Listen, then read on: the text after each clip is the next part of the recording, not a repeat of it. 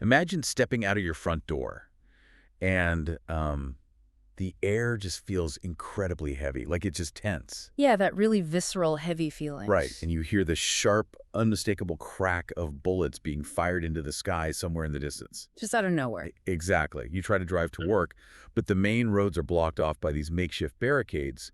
Rumors are swirling everywhere that high-profile politicians are like trapped behind heavily armed security cordons. And protesters are being corralled, right? Right. Restricted to very specific state-approved spaces. Yeah, the entire capital city is essentially just holding its breath. Welcome to today's deep dive. We are exploring a really powerful piece of writing today that diagnoses the current, highly volatile political standoff in Somalia, specifically in the capital city of Mogadishu. It's an intense read. The visual you just described, it's staggering. It captures the physical reality of society standing on the absolute razor's edge, you know? It really does. Everyone in the city is just waiting to see if a political disagreement is going to stay, well, confined to the realm of politics, or if it's going to mutate right in front of them into an armed confrontation. Okay, let's unpack this. Because the trigger for all of this tension right now is actually a dispute over something that sounds completely standard in any functioning democracy. Right, the right to protest. Exactly. But in this context, it has brought the entire city to a standstill. The former president, a man named Sharif Sheikh Ahmed, he stated that the roads leading to his home were suddenly barricaded. Just shut down. Yeah. His camp claims that lawmakers and opposition figures were actively prevented from reaching him ahead of these planned anti-government demonstrations. And they insist, like very strongly, that they are not waging a war. Right, they say they aren't carrying weapons, aside from, standard personal security details. Which is normal there. They say their only goal is peaceful, civic protest. But I mean, that narrative completely clashes with the government's reality, like entirely. So what is the government saying? Well, the government argues that the opposition didn't just want to hold a rally, they wanted to hold demonstrations across 22 different locations simultaneously. Wow. 22 locations throughout Mogadishu. Yeah, 22. And the state's position is that allowing synchronized mass gatherings on that kind of scale would completely paralyze the capital. I mean, you can see how that would cause chaos. Oh, absolutely. They argue it would endanger civilians, create massive logistical nightmares, and risk turning a tense political moment into a violent street confrontation. So their counteroffer was highly restrictive. What do they offer? They designated one specific location near Yaraso Stadium as the single authorized site for any protest. Okay. And to back this up, they also issued these severe warnings about armed elements being aligned with the opposition figures. But wait, let me play devil's advocate here. If the government knows protests of that size could lead to violence, and they have credible intelligence about armed elements, aren't they technically right to restrict them? That's the logical question, right? I mean, why is the opposition risking civilian lives and pushing for 22 different protest sites if it might literally spark a war? Because neither side believes a single word the other side is saying. Oh, okay. What we're seeing isn't a debate over public safety. It's a symptom of a total, absolute vacuum of trust. The opposition doesn't view the government's stadium offer as a safety measure. They view it as a trap. Like a way to box them in. Exactly. They believe the government wants to confine them, control the optics, and ultimately just suffocate any genuine political dissent. And I'm guessing the government feels similarly about the opposition? 100%. Yeah. On the flip side, the government does not trust the opposition to mobilize crowds just to wave signs. They view 22 protest sites as a tactical deployment. Like a military maneuver? Yeah, an attempt to overwhelm security forces and stage an armed uprising under the guise of civic action. That is, wow. And the tragedy is the citizens of Mogadishu, the people caught in the middle, they don't trust either side to protect them. Not at all. It's a complete breakdown of institutional faith. And it creates this incredibly surreal environment where both factions are publicly using the exact same vocabulary. Oh, the rhetoric is identical. Both the government and the opposition are giving these press conferences speaking the language of peace, justice, the Constitution, while the physical reality of the city tells a completely different story. The physical landscape always reveals the truth. I mean, in a vacuum of trust, everyone prepares for the worst-case scenario. Right. So if both sides are publicly begging for peace and constitutional order, why does the physical landscape of the city immediately militarize? Because words don't mean anything without trust. Suddenly you see technicals, those makeshift armored pickup trucks with heavy machine guns mounted on the back. Yeah, those just start appearing at intersections. Right. The number of armed guards around politicians multiplies overnight. Media rhetoric hardens into these crazy ultimatums. Prominent businessmen start hedging their bets, moving assets around. It's like everyone is bracing for an earthquake. Exactly. And security forces are suddenly subjected to intense scrutiny over their tribal and political loyalties. The city militarizes while the politicians are on TV talking about the rule of law. This is where the source text gets into the underlying mechanics of how this actually happens. It's not just a disagreement getting out of hand. The text describes clan politics as Somalia's, quote, permanent wound and its Achilles heel. Yeah, that's a really powerful phrasing. It is. And this explains why a dispute over something like a protest permit doesn't just stay in a courtroom or a parliamentary chamber. What's fascinating here is how the clan structure is fundamentally repurposed by the political elite. I mean, historically, the clan system in Somalia is a social safety net. Like a support system. Exactly. It provides identity, it provides a sense of belonging, and crucially, it provides protection in a region that has faced decades of state collapse. Right, but things have changed. They have. In the modern political arena, that safety net is weaponized. It becomes the exact vulnerability, that Achilles heel, through which warlords, politicians, wealthy businessmen, and even foreign patrons can insert a blade. Okay, so what does that actually look like for the ordinary citizen? How do you go from a politician being angry about a protest permit to an entire clan mobilizing with heavy weaponry? Well, it comes down to the distribution of resources and essentially survival. How so? When a Somali politician holds a high-level seat, he controls a massive faucet of state resources. We are talking about lucrative government contracts, appointments in the military and police, access to foreign aid. The power to protect his constituents' land and businesses. Exactly. So when that politician's power is threatened, say by an election dispute or a government crackdown, he doesn't just go to his clan and say, hey, I'm losing my job. Right, because that wouldn't get people to pick up weapons. No, it wouldn't. He goes to his clan elders and says, they are coming for our resources, they're coming for our land, our entire network is under threat. Wow. So he translates his personal political crisis into an existential threat for his entire lineage. That's exactly what happens. It's less like a disagreement over a parade route and more like a high-stakes corporate hostile takeover mixed with a mafia turf war. That is a perfect analogy. I mean, if a CEO gets ousted, he might lose his stock options. But if a Somali politician is ousted, his entire extended family network loses access to the state's financial safety net. They lose their protection. That is the exact dynamic. Yeah. And because the stakes are that high, the political elite use that fear to generate a localized armed posture. They pay militias. They secure weapons from businessmen who rely on their patronage. Every single civic action is suddenly viewed through a militarized lens. Exactly. The progression the text outlines to illustrate this is chilling. It notes that in Mogadishu, during these crises, a roadblock isn't just a traffic control measure. Right. It becomes a deliberate message of territorial control. A convoy of vehicles driving down the street isn't just transportation. It is a calculated threat, a show of force to rival factions. And a protest doesn't stay a protest. It becomes a test of clan strength. And a constitutional dispute morphs entirely into a rehearsal for war. Because you can't separate the formal government institutions from the informal power structures. When the formal institutions, like the courts or the parliament, are perceived as weak or biased, people instantly fall back on the clan for security. And the politicians know this. They do. In fact, many of them rely on it. They deliberately keep the institutional pathways weak so that clan mobilization remains their ultimate bargaining chip. Which brings us to the cyclical nature of this crisis. Because this manipulation, this weaponization of identity we were talking about, it isn't the fault of just one leader or one specific political party currently in power. No, not at all. It is a systemic feature of the Somali political elite. It's like a rotating chair. The historical irony playing out right now perfectly illustrates that systemic failure. You have the current president, Hassan Sheikh Mohammed. Just a few years ago, when his predecessor, a man named Farmajo, was in power, Farmajo attempted what are known as mandate extensions. Right, and for anyone unfamiliar, a mandate extension is essentially a maneuver where a sitting government delays scheduled elections. Yeah, they alter the rules to artificially prolong their term in power without a fresh vote. Precisely. And when Farmajo tried to execute those mandate extensions, Hassan Sheikh Mohammed, who was in the opposition at the time, stood fiercely against them. Oh, he was totally against them. His camp called those extensions completely illegitimate.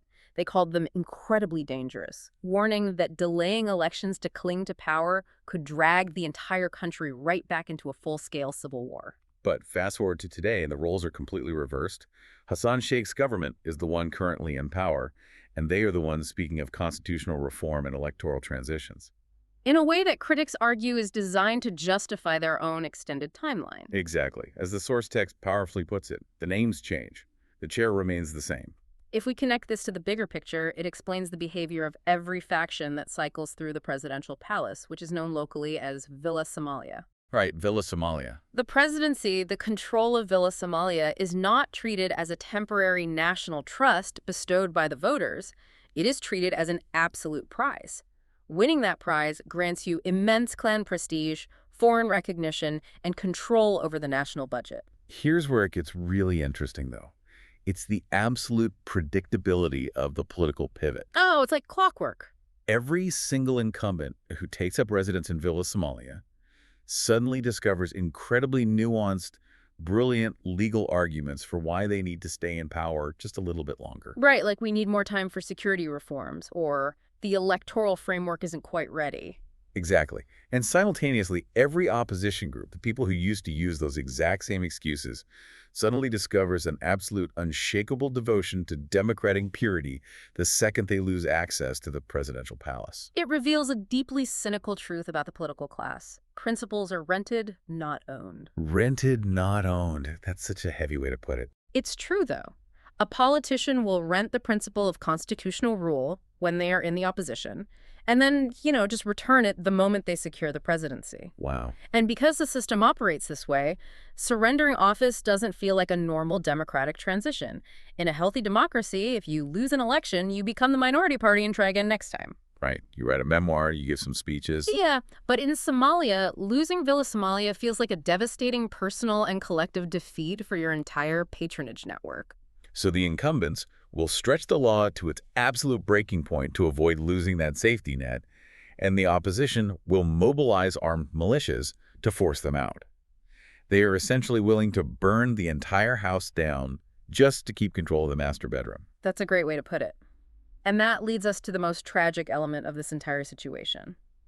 The politicians are playing a high-stakes game of poker, but they aren't playing with their own money. No. They are gambling with a society that has almost zero stability left to gamble with. Mogadishu isn't just a capital city. The text describes it as the nervous system of a wounded nation. Yeah. We have to remember, Somalia is a country recovering from decades of state failure. We are talking about surviving relentless terrorism, devastating famine, staggering corruption, and constant foreign interference. It's been through so much. The people of Mogadishu have painfully stitched together these tiny, fragile scraps of progress. They've built schools, open markets, paved roads, and yet the political elite behave as if they have this endless reservoir of social capital to just burn through every election cycle. The asymmetry of the suffering is profound.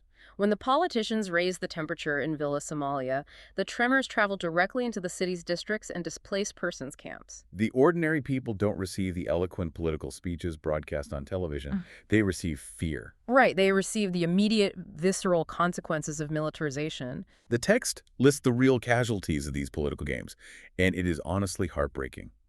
Think about building a small business or rebuilding your home after 30 years of collapse, only to wonder if your street will become a battlefield tomorrow. It's terrifying. It's the poor man whose home gets bulldozed in a sudden land dispute that is disguised as a public order initiative. It's the mother who finds herself suddenly displaced from her neighborhood during the holy month of Ramadan because a militia has set up a checkpoint at the end of her street. It's the shopkeeper whose entire livelihood is blocked by an armed soldier. That soldier might be there to protect public order, or he might be there to suppress political dissent. The shopkeeper doesn't know. And frankly, he doesn't care. All he knows is that he cannot open his doors, and therefore he cannot feed his family that day. His daily life becomes this agonizing calculus of risk. Like, which roads are safe to drive on? Which neighborhoods might spontaneously ignite into violence? Exactly, and it's the young men, This is the most devastating part to me. The young men who are recruited as muscle, given a gun and a grievance by a wealthy politician? Yeah, they are sent out to the barricades to defend their clan's honor, and they will end up bleeding out in the dust long before those same politicians sit down in a luxury hotel, drink tea, and finish negotiating their lucrative peace deal. It really highlights a deep systemic cruelty inherent in this old pathology: seriousness, patience, and endless resilience. These qualities are constantly demanded of the civilian population. Always. The citizens are told to endure. They are told to be patient with the slow pace of rebuilding. But the politicians, they are allowed to be reckless. They are allowed to be highly inflammatory, intensely opportunistic, and heavily armed. There is a chilling observation from the text about this dynamic. It notes that for the Somali people, their enemies don't always come from the outside. No. They don't always arrive wearing the masks of recognized terrorist organizations. Right. Often, their enemies arrive in convoys of luxury SUVs wrapped in national flags, speaking the eloquent language of law and democracy, while simultaneously dragging the entire country right back toward the abyss of civil war. A serious state, a functioning system, would be able to handle this. It would protect the opposition's right to peaceful protest while simultaneously possessing the institutional strength to prevent any armed mobilization. Yeah, a serious opposition wouldn't turn densely populated neighborhoods into armed pressure points just to test the government's resolve. And a serious government wouldn't confuse public order with the complete suffocation of political debate. Exactly. Mogadishu doesn't need another political victory for the government or the opposition, because in this system, a victory for one faction usually just means intense humiliation for another, which only resets the clock for the next crisis. Right. What the city actually needs, desperately, is restraint. It needs the men with the guns to take a collective step back. It needs disputes to be settled through credible, consensual mechanisms. Not by force, not by armed intimidation, and absolutely not by unilateral mandate extensions. If there is a land dispute, it needs to be handled through an independent court system with fair compensation, not with bulldozers and political theater. The political class needs to understand a fundamental reality. It takes years, sometimes decades, of painful sacrifice to rebuild a single city block.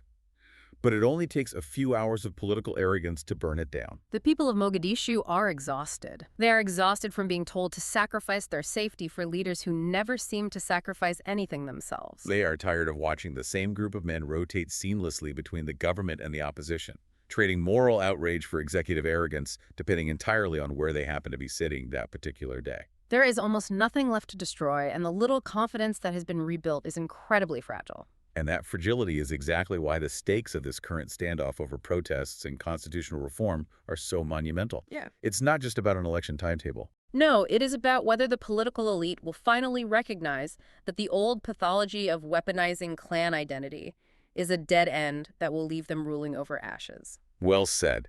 Thank you for joining us on this really complex, heavy journey today. It's not an easy topic, but true understanding requires looking past the sterile news alerts about electoral processes to see the fragile human reality, the shopkeepers, the displaced families, the young men caught underneath the political machinery. It's so important to remember the human element. Absolutely. But before we wrap up, I want to leave you with one final provocative thought to mull over on your own. The source text briefly mentions the returning diaspora as one of the fragile but genuine signs of rebuilt confidence in Mogadishu. Oh, yeah. We are talking about Somalis who fled the civil war decades ago, made successful lives abroad, and are now slowly coming back to rebuild their homeland. Right. It's a highly crucial demographic. The diaspora brings significant financial capital, they bring different international experiences, and perhaps most importantly, they bring a desperate desire for mundane normalcy. They want to open businesses, not fund militias. Exactly. So here's the question for you to consider. If the domestic political elite are hopelessly trapped in this old curse, this endless cycle of rented principles, warlord economics, and clan manipulation, could this returning diaspora be the ultimate circuit breaker? It's a fascinating idea. Because they bring independent economic power, they aren't as reliant on the state's patronage networks. Right. They don't necessarily need Villa Somali's approval to survive. So could they be the structural force that finally demands Somali politics remain just politics, rather than a permanent excuse for war? It's something to think about the next time you read a headline about a capital city holding its breath. waiting to see if a dispute over a parade route will end in a press conference, or in the sound of bullets tearing through the heavy air. Thanks for listening, and we'll catch you on the next deep dive.